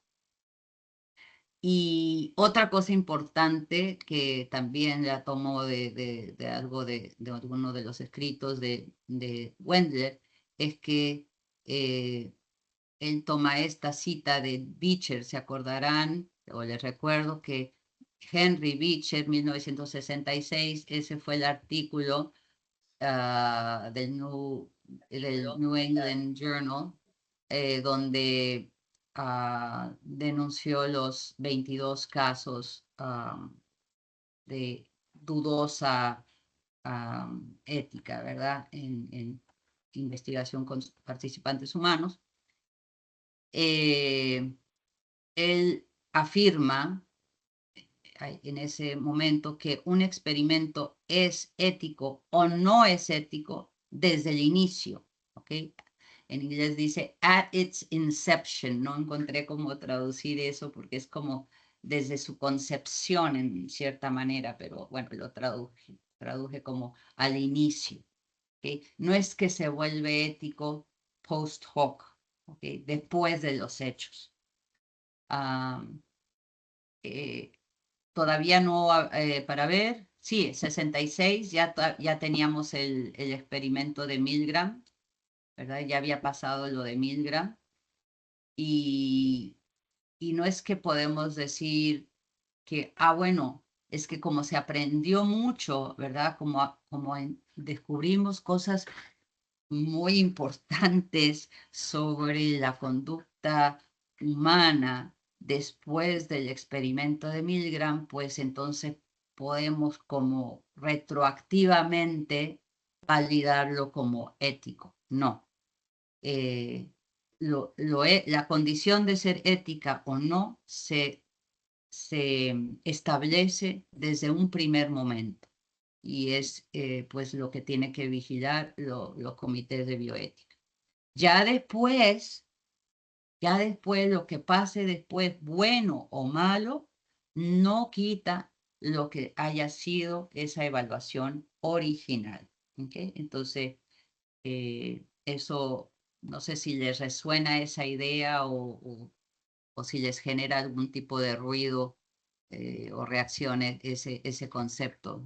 Para mí es importante y lo veo como muy interesante. Voy a parar aquí para ver si alguien tiene reacción a esa idea. ¿No? Ok, me levanta la manito si la hay. Okay. Solo en el chat, profesora, tenemos que el profesor Belisario nos compartió un documento, es más bien para, así como para comunicarlo, pues, para compartirlo con los otros participantes. Sí. De momento ya no tenemos consultas. Ok, ok, muy bien, gracias. Después revisamos de qué va el documento. Ajá, entonces avanzando aquí, tenemos que, les recuerdo que del informe Belmont tenemos el mandato pues de realizar un análisis sistemático, no arbitrario, de los riesgos y beneficios, que esto debe procurar hacerse en la medida de lo posible, ¿verdad? No va a ser algo matemático necesariamente o un modelo de matemática, pero es, es el ideal, ¿no? Debemos de tratar de que la naturaleza, la probabilidad y la magnitud del riesgo posible, ¿verdad? Se distinga, se identifique con la mayor claridad posible y la evaluación de riesgos y beneficios también nos debiera llevar a hacer esa evaluación, nos debiera llevar a sopesar cuidadosamente datos relevantes. Bueno, siendo este el mandato del informe Belmont, esto en el taller que les mencioné que había tomado del NIH en el 2022, el doctor Wendler compartió una anécdota que a mí la verdad que me pareció muy, me impactó pues, porque estamos hablando del NIH, estamos hablando de el Comité de Bioética de esta institución importantísima, ¿no? Y él comentaba que eso ya fue hace 4 años, entonces, bueno, digamos que en aquel momento decía que 20 años atrás, él estaba recién incorporado allí al comité del NIH, eran todos médicos, ¿no? Pero él era el filósofo, que era parte del grupo, la persona no científica del grupo, y estaban revisando un protocolo que tenía que ver con hacer resonancia magnética en niños de 11 años. Esa es la imagen que se está viendo aquí. Iban a hacer una resonancia magnética para estudiar alguna cosa. Y dice que cuando llegó el momento de ver el tema de la evaluación, ¿verdad? Y la razón, riesgos, beneficios, si era favorable o no, el presidente o el que guiaba pues la reunión preguntó, okay, ¿cuál es su valoración de esta razón de riesgos, beneficios? Y todo favorable, favorable, favorable, todos levantaron la mano favorable. Bueno, él que era novato ahí, dice, yo me quedé así, yo dije, yo en realidad desconozco, no conozco el tema, así que no sé cómo hacer esto, verdaderamente estoy nuevo en este tema, así que, pero como se aprueban las cosas por mayoría, uno procura el consenso, pero a veces no lo hay, bueno, se aprobó, ¿no? Dice que después cuando salieron afuera, después de haber hecho su reunión, estaban tomándose un café afuera y ella empezó a preguntarle a la gente cómo habían hecho eso, ¿verdad? ¿Cómo fue que llegaron a esa a esa conclusión de que era favorable. Y a uno de los que le preguntó dice, no, yo pienso que no tiene que haber ningún riesgo de hacer la resonancia magnética a niños de 11 años. Eso no creo que tenga mayor riesgo. Es decir, lo que le impactó fue lo no sistemático, ¿verdad? Vamos a devolvernos acá. Lo no sistemático, lo arbitrario, que lo no cuidadosamente sopesado de ninguna data relevante. Él dice, en ese grupo de personas que estábamos ahí no había ningún pediatra, no había nadie de radiología. Es decir, no se había hecho una consulta a un radiólogo, a un especialista para decir, oye, ven acá, esta dosis, ¿qué tal? Niño de 11 años, ¿hay alguna afectación? No se había hecho nada mínimamente sistemático o no arbitrario, ¿sí? Fue lo que se les ocurrió. Y pues parece que él, cuando supo eso, como buen filósofo, se puso a la tarea y tiene muchos artículos bastante complejos. A mí verdaderamente que hay que sentarse y concentrarse al 100% para tratar de seguir la argumentación. Leía uno ayer donde se plantean 4 modelos distintos para hacer esto más sistemático, y él se decanta por uno de ellos, que es el que presenta en el taller, pero se puso como el mandato, se puso desde aquel tiempo la tarea, vamos a decir, la batalla personal de tratar de que en el NIH se hiciera un trabajo mejor en ese aspecto, ¿verdad? En ese trabajo mejor. Y dice que, bueno, no postdata, sino como el sequence, ¿verdad? El sequel. Vimos la película que salió hace 20 años, bueno, 20 años después sale una nueva película, es decir, están nuevamente en el comité evaluando otro protocolo que tiene que ver con darle un nuevo uso a un medicamento que ya está aprobado, pero aprobado para ciertos usos. Se le quiere dar un nuevo uso en niños. Y nuevamente pasa exactamente lo mismo, ¿verdad? Pasa exactamente lo mismo. No cambió nada. Así que, bueno, yo me quedé pensando si eso pasa en el NIH. Esto, por suerte, no he tenido esa situación acá, pero no es lo ideal. Y entonces creo que ahora sí se están, por los artículos que vi, haciendo como más esfuerzo de que eso se haga mejor, ¿no? Pero no es una tarea fácil. Y acá, pues, él aprovechó para resaltar que la participación, donde estamos acá, disculpen, la participación, la importancia del miembro no científico de todo comité de bioética. Esa persona que sea miembro no científico, que era una de sus preguntas en el cuestionario inicial, se acordarán, tiene tiene principalmente esa finalidad de que como somos todos médicos acá o somos todos ingenieros acá, pues ese que es de fuera es el que tiene quizás una mirada un poco más fresca o no está tan, digamos, tan condicionado a ver las cosas de cierta manera, y es el que puede en un momento levantar la mano y decir, pero ven acá, ¿por qué están diciendo esto? ¿En qué se sustentan para decir esto? ¿Verdad? Hacer las preguntas de esas, entre comillas, bobas, pero que son tan necesarias para que eh, los que estamos a lo mejor un poco desensibilizados a algo, hagamos una pausa y digamos, oye, ven acá, la verdad es que no sé por qué estoy diciendo esto, ¿ok?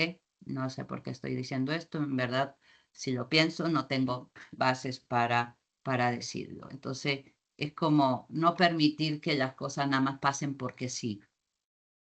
Ya.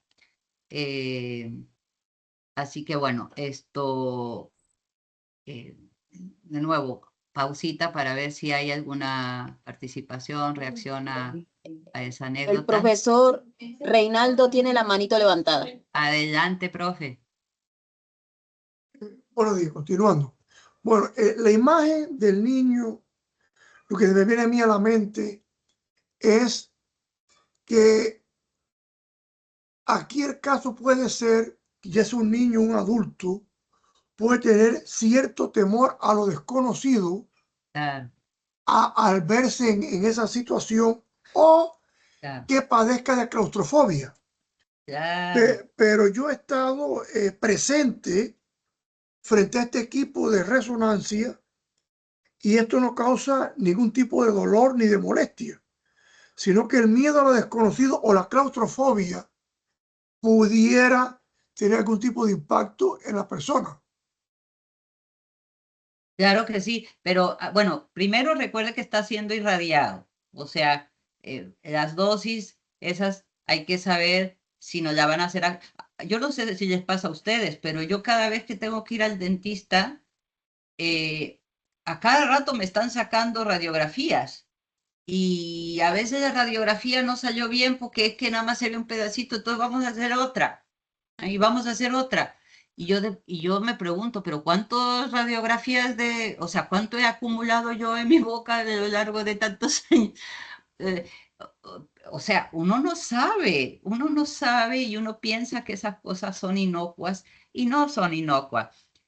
Eso es lo que no podemos ver. La parte que podemos ver, pues es más esto que se refiere a ustedes, si la persona va a tener alguna reacción de claustrofobia o de sentirse... a mí también cuando me inyectan silocaína para anestesiarme la boca, yo por un minuto tengo palpitaciones, siempre me pasa, pero son pequeñas cosas que, bueno, ya las contemplamos como riesgos a, a alguien no le pasa, pero a mí sí, y que bueno, no me va a llevar a un infarto, pero tiene esa molestia, ¿no? Esa sensación un poco rara y extraña. El punto es saber ser conscientes de ellas. Algunas no las podemos evitar, pero vamos a tratar de que se minimicen, ¿no? Así que ustedes aquí pueden ver que, bueno, el niño va sonriente hacia adentro. El mismo equipo pareciera que le han colocado una especie de ¿cómo se dice? Como si fuera un teatro, ¿no? Como le han hecho como un armatoste ahí alrededor bueno, ya no más falta que salga Nemo por ahí, ¿no? Tiene como un fondo marino, entonces un poquito para que de repente calmar alguna ansiedad, pues son medidas que se pueden tomar para considerar al sujeto en esta situación, ¿no? Bueno, voy avanzando y si hay más preguntas me avisa Eli. Entonces, el punto es que la la mayoría de las veces el análisis riesgo-beneficio que se hace no es sistemático. ¿Ok? A veces las personas pensamos intuitivamente que entendemos los riesgos, pero no siempre es así, ¿ok? Nos podemos equivocar. La verdad es que el ser humano continuamente estamos haciendo, y de hecho los animales también, un pajarito, ¿verdad? Yo que estoy aquí, que tengo pajaritos afuera y tengo gatitos también, les coloco de repente un pedacito de fruta para que se acerquen ahí los que les gusta comerse un pedacito de papaya. El pajarito llega, está por ahí, se para un poquito cerca, va mirando alrededor, se queda un ratito, luego se acerca, de repente ya se pone donde está el pedacito de papaya, pero no se pone a comer de una vez, está está asesorando, ok, mi beneficio es esta papaya, pero si me come el gato, bueno, mis gatos son muy tranquilos y yo no los dejaría, pero si me come el gato, no me va a servir de nada ese beneficio. Entonces, por nuestra evolución estamos diseñados para continuamente estar haciendo evaluaciones de riesgo-beneficio, pero las hacemos de manera intuitiva.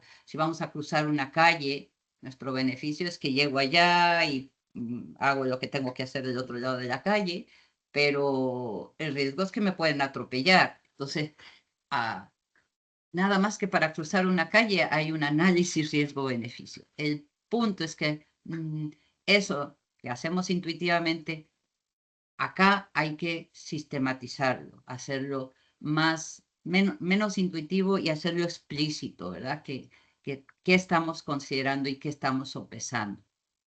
Y también se ha dicho, bueno, como muchas veces la investigación se está haciendo justamente para hacer ese análisis riesgo-beneficio para poder saber qué hay del lado del riesgo y qué hay o qué puede haber del lado de beneficio, pues es algo tentativo, es algo escurridizo de alguna manera y lo que tenemos que intentar es hacer lo mejor que podemos, ¿no?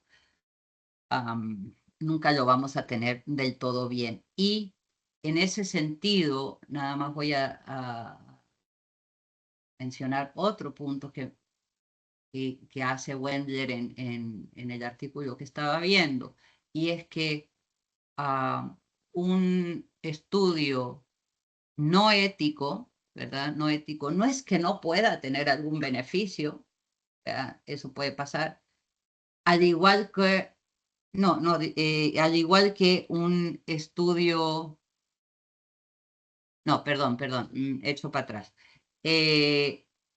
Un estudio que hemos determinado que tiene riesgo, donde predominan los riesgos, no necesariamente quiere decir que no va a haber ningún beneficio, y lo contrario, un estudio que hemos determinado que los beneficios son mayores, no quiere decir que no va a pasarle algo malo a alguno de los participantes. Y en este sentido me retrotraigo a lo que dijo Beecher, ¿verdad? Lo ético, la condición ética o no ética se define al inicio, no en base a lo que va a pasar después. ¿Okay? El inicio decimos, esto es ético, adelante. Pueden pasar muchas cosas buenas, puede pasar alguna cosa mala o muy mala, pero eso no es para echar para atrás y decir, es que eso no era ético. Si al inicio dijimos que lo era, pues lo seguirá siendo. Y si al inicio nuestra evaluación era que no lo era, pues entonces no importa si alguno se beneficia o no, el riesgo era mayor, ¿no?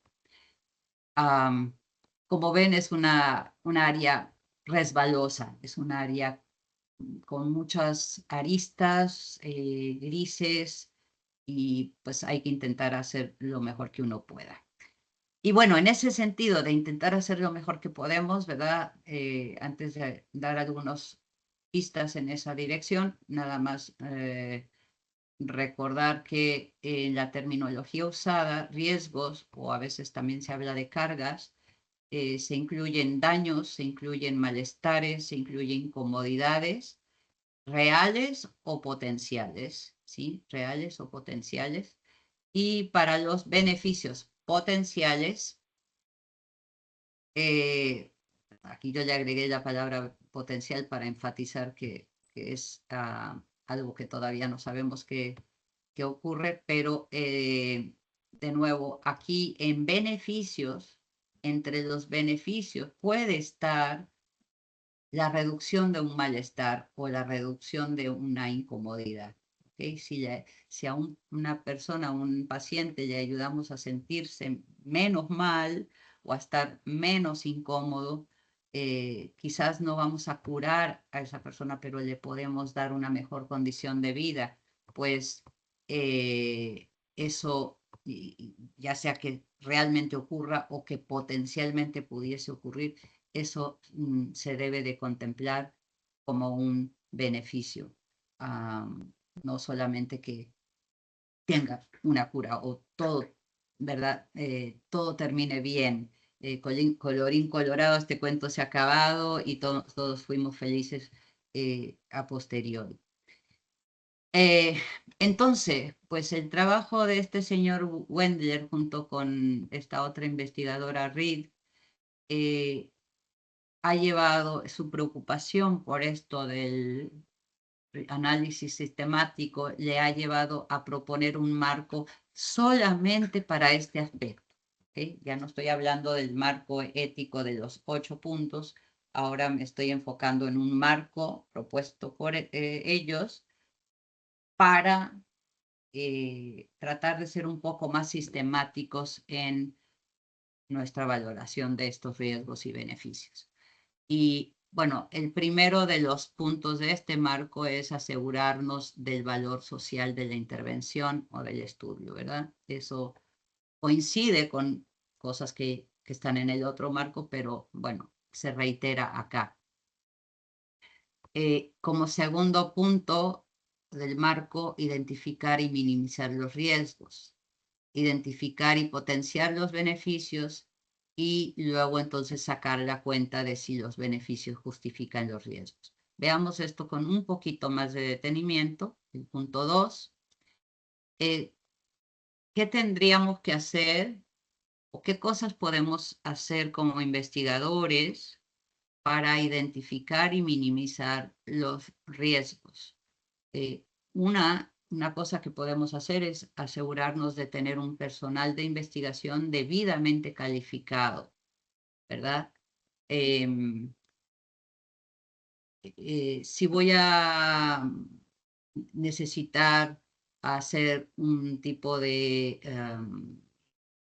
sacar sangre, por ejemplo, ¿verdad? Pues no cualquiera puede sacarle sangre a un participante. Tengo que tener en el equipo personal que esté calificado para hacer esa tarea. Si estamos haciendo una investigación, y ahora vámonos a las ciencias sociales, sobre, por ejemplo, personas con tentativas de suicidio, riesgo de cometer suicidio, ¿verdad? Y vamos a hacer unas entrevistas, pues debería de ser un personal, no es un cuestionario sino más, sino de repente una entrevista conversando con, hay tipos de investigación que son así, la investigación fenomenológica, por ejemplo, que tiene mucho de conversación con el participante, pues debería de ser un psicólogo, un psiquiatra con la debida entrenamiento y sensibilidad para poder hacerlo, ¿no? Entonces es una manera de asegurarnos que estamos protegiendo a ese sujeto, minimizando los riesgos. Si hay procedimientos que no son necesarios hacerlos, que son redundantes, pues ¿por qué sacar sangre 7 veces? Cada vez que, bueno, esta vez la saco porque necesito tal ingrediente, esta vez la vuelvo a sacar porque necesito este otro, no, saquemos y tengamos claro una vez y de ahí pues sacamos suficiente para que se puedan tomar todas las muestras que se van a necesitar. Son ejemplos de las cosas que contemplan Reed y Wedler en su marco para que los investigadores desarrollando o diseñando un protocolo vayan identificando y minimizando los riesgos, ¿no? A nivel de identificar y potenciar, ¿okay? Uno minimiza riesgos y potencia beneficios. ¿De qué manera puedo potenciar los beneficios? Pues, por ejemplo, cosas que nos pide Senacid, ¿verdad? ¿Dónde va a divulgar su información? ¿Dónde va a dar a conocer los resultados de su investigación? Procurar maximizar la diseminación de la información científica es una manera de potenciar los beneficios, ¿no? Potenciar los beneficios. ¿Cuántas veces hacemos estudios y se quedan allí, se quedan en una biblioteca, cumplieron con servir para una tesis o algo, pero más nunca? Bueno, tal vez otro estudiante puede continuar donde uno terminó, o se pueden tratar de llevar cosas a la propia institución, si son estudios que mejorarían procesos en la institución, por ejemplo, o decisiones que se toman a nivel institucional, y compartirlo con otros actores que pudiesen en un momento dado utilizarlos también para sus investigaciones o para dar a conocer. Entonces, estas son maneras de potenciar beneficios, al igual que compartirla con los participantes, para que puedan en un momento dado, por ejemplo, si estamos haciendo algunas pruebas y detectamos, me pasó recientemente en unos estudios que son del área de tecnología médica. Y bueno, los chicos para su tesis pues van a medir un determinado componente, ya sea en la sangre, la saliva de los participantes, ¿verdad? Ellos están haciendo esto para lograr un objetivo personal de graduarse, pero hay si bien ellos no pueden decir, encontré tal cosa y eso significa o puede significar algo muy malo para esta persona, pues definitivamente ellos no pueden comunicar esa información. Pero sí, por ejemplo, una manera de potenciar beneficios es decir, bueno, le vamos a entregar los resultados y le vamos a establecer en contacto con un médico donde usted puede acercarse y que le ayuden a interpretar esos datos, y de repente si hay que tomar alguna medida o una acción, pues que la tome, ¿no? Entonces son cosas que podemos agregar e incorporar en nuestros protocolos para que los beneficios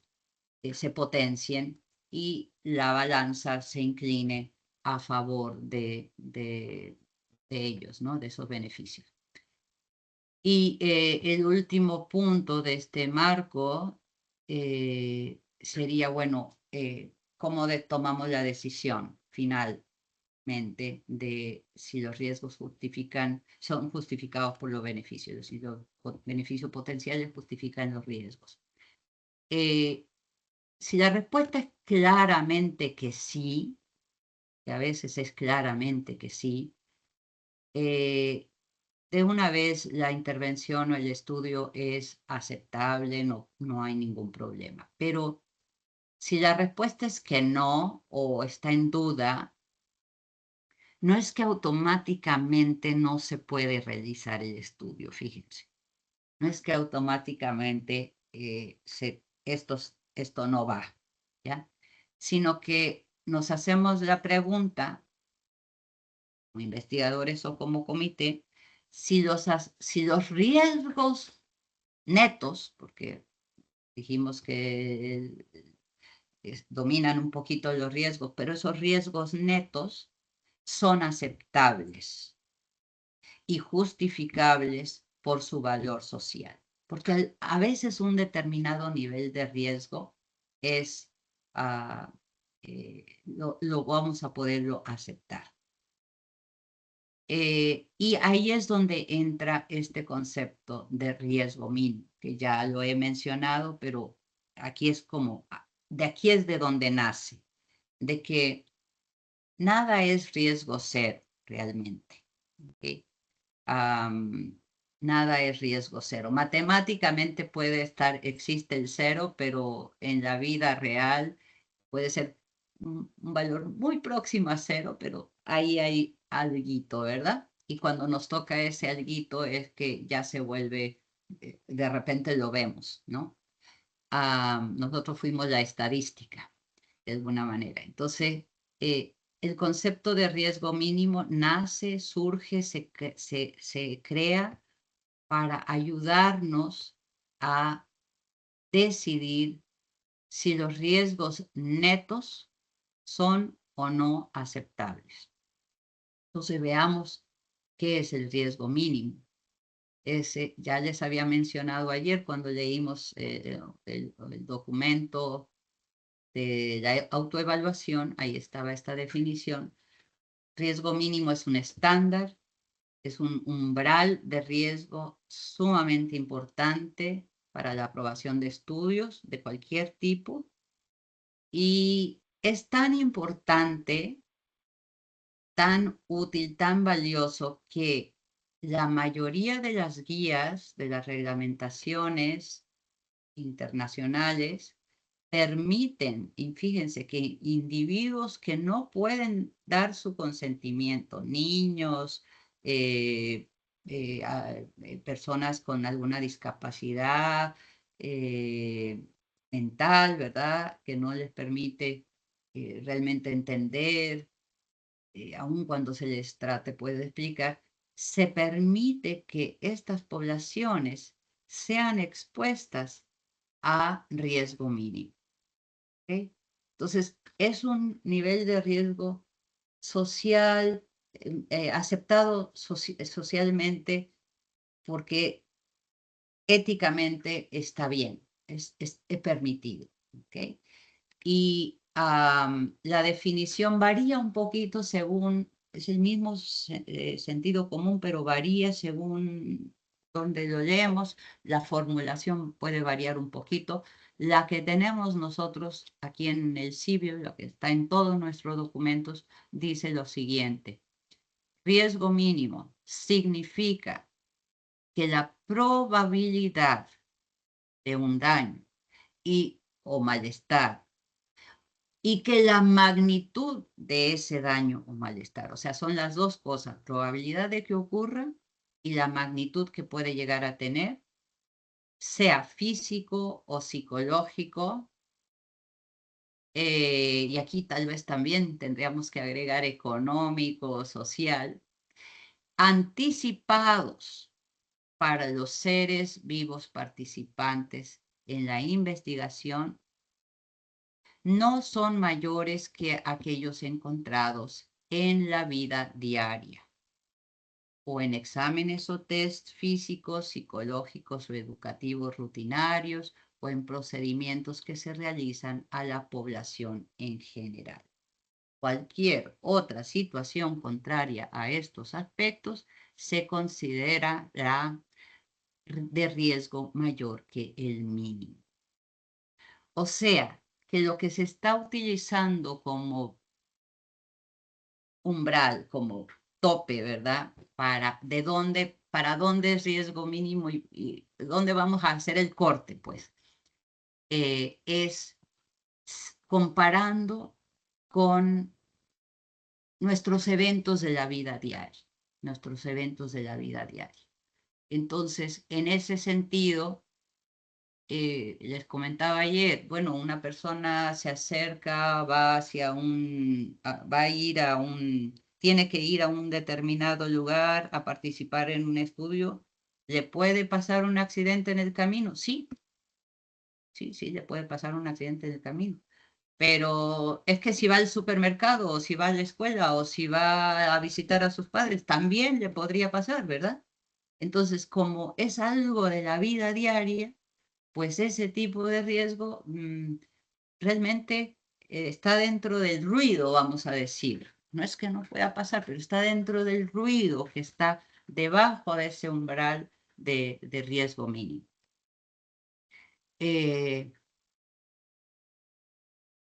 Hacer una evaluación, un quiz o un examen de conocimiento para medir una determinada intervención educativa en matemática, que es mi área, ¿verdad? Uno puede decir, bueno, esto la matemática les genera estrés a los chicos, entonces ponerlos a participar en el estudio de la doctora Miller, no creemos que eso no va. Sí, pero bueno, es que ese es el mismo estrés que le va a pasar en su examen normal con sus otros profes, ¿no? Así que es riesgo mínimo, es riesgo mínimo. No lo vamos a darle mayor color a ese tipo de situación. Y me parece que aquí es un excelente punto para preguntar cómo vamos, si hay dudas. Nos estamos acercando a las 10. La manito de Reinaldo, no sé si se quedó o está. No, estoy Y, aquí. si se quedó de antes la manito o es nueva pregunta. No, eso bueno, yo estaba viendo que dice que las personas o individuos que no pueden dar consentimiento se considera como riesgo mínimo. No, Pero no, las personas dirán, léamelo como dice ahí. la mayor parte de ellas permiten que individuos que no pueden dar su consentimiento sean expuestos a riesgo mínimo. Sí. Esas personas que no pueden dar su consentimiento son discapacitados.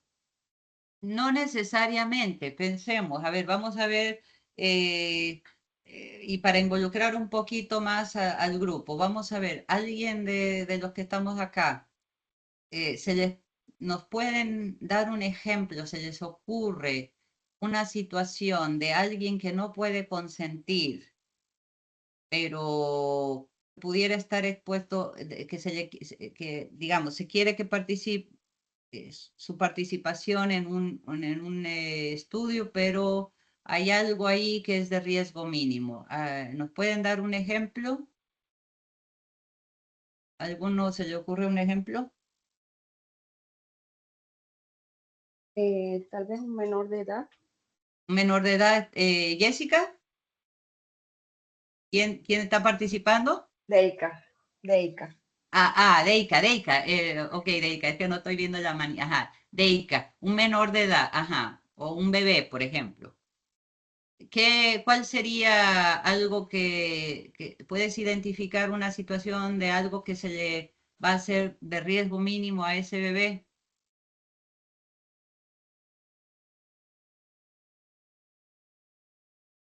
Que pueda tener complicaciones con una fiebre, digamos.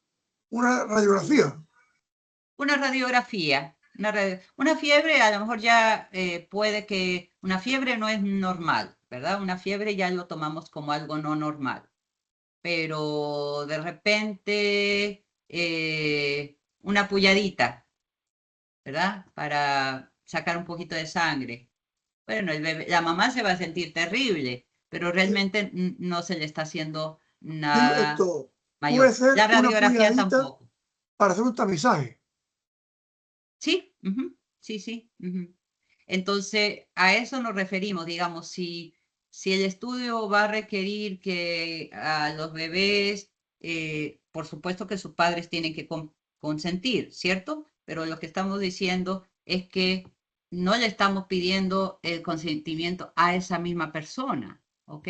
El bebé no puede dar su consentimiento. A ver, estoy tratando de verlos a ustedes. El bebé no puede dar su consentimiento. Quien va a consentir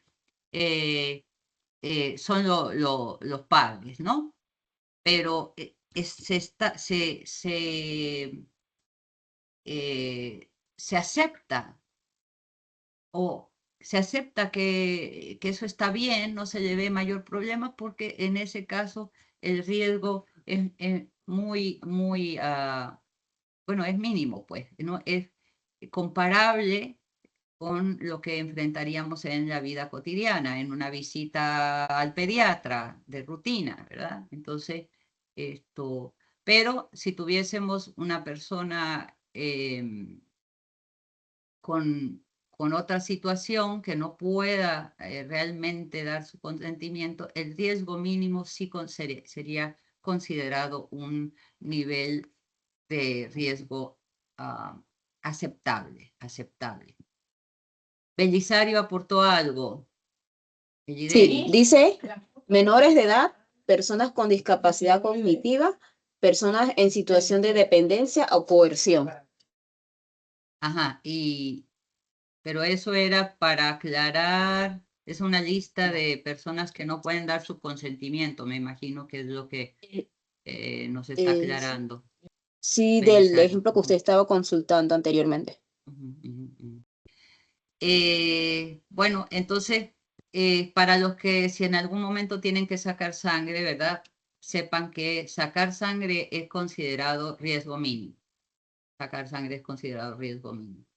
He tenido entre miembros, ¿verdad? Que de repente hay un estudio donde hay que sacar sangre y me colocan que eso consideran que debe ir al pleno por motivo de que se está sacando sangre. Pues en realidad no. Sacar sangre es considerado un procedimiento rutinario, médico rutinario, y esto, claro que hay que poner que lo va a hacer un personal calificado, etcétera, etcétera, pero no es necesario que lo evalúe todo un comité de bioética entero, sino que pueden ser las personas designadas, los revisores designados. Don Marcelo, cuéntenos. Sí, buenos días. Casualmente iba a hacer un comentario con lo que usted acaba de mencionar, que sacar sangre es un procedimiento rutinario, ¿no?, de riesgos bajos, siempre y cuando lo realicen personal idóneo para Sí, eso. claro. Entonces, es solamente eso. Gracias. Sí, el personal tiene que ser idóneo porque aunque sea un procedimiento rutinario, ¿verdad? Lo minimizamos todavía más sus riesgos, ¿verdad? Y maximizamos beneficios, minimizamos riesgos, haciendo que lo haga un personal idóneo. Entonces, si el investigador se le olvidó colocar que eso lo va a hacer un personal idóneo, si en su descripción de responsabilidades los participantes no nos pone fulano de tal va a sacar la sangre, ¿verdad? O fulanita de tal va a sacar la sangre y después nosotros vemos el CV de fulanita de tal y vemos que es una enfermera o que es un tecnólogo médico que tiene esa experiencia. Bueno, entonces le diríamos, oye, ven acá, ¿quién va a sacar la sangre, verdad? Tendríamos que preguntarle que modifique su protocolo para asegurar que eso va a ser por un personal idóneo. ¿Algún otro ejemplito o pregunta o curiosidad sobre qué sería riesgo mínimo y qué no sería riesgo mínimo? Si lo tienen ahorita y si no, después del break, si se les ocurre alguna consulta en ese sentido. Por ejemplo, las pruebas de sensoriales de la doctora Rosa, de sus estudiantes, ¿son riesgo mínimo? Las pruebas sensoriales, darle a probar gente cosa, a ver si le gusta más este café, aquel café, o este dulce, aquel dulce, hecho con esta harina, con otra harina. ¿Riesgo mínimo? ¿Sí o no? Yo creo que sí, que riesgo mínimo. Riesgo mínimo, ok. ¿Estamos de acuerdo todos que es riesgo mínimo?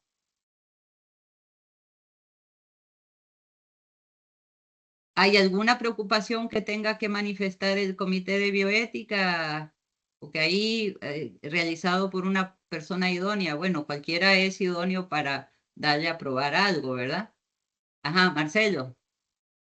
Sí, bueno, ya nuevamente. Es que antes de decir si es riesgo mínimo, habría que saber qué es lo que se va a probar, porque hay cosas que pueden considerarse con cierto riesgo. Sobre todo si la persona es alérgica, ¿verdad? ¿Correcto? Así que ahí me tienen a mí, bueno, y a los revisores, colocándoles, ¿verdad? Usted asegúrese de que en su consentimiento informado ustedes están divulgando los ingredientes, ¿verdad? Que van a tener, si hay, sobre todo cuando son conocidos, por ejemplo, nueces, que sabemos que pueden haber personas muy alérgicas, o mariscos, ¿verdad? Y también si tienen a mano, qué sé yo, personal o medicamentos o algo por el caso de que alguna persona le dé algo, ¿verdad? Gluten y lactosa, dice Rosa. Ajá, gluten y lactosa también. Es decir, son riesgo mínimo, pero esto uno minimiza aún más tomando estas consideraciones, ¿verdad? Listo, vamos a hacer entonces una pausita aquí. Vamos a hacer la pausita en este momento y ¿qué les parece si nos vemos a las 10:15? Eli, ¿estás por ahí para suspender grabación? Y profe, disculpe que me estaban hablando acá, denme un momentito y ya finalizo. Ajá, dale pues. Nos vemos ahora.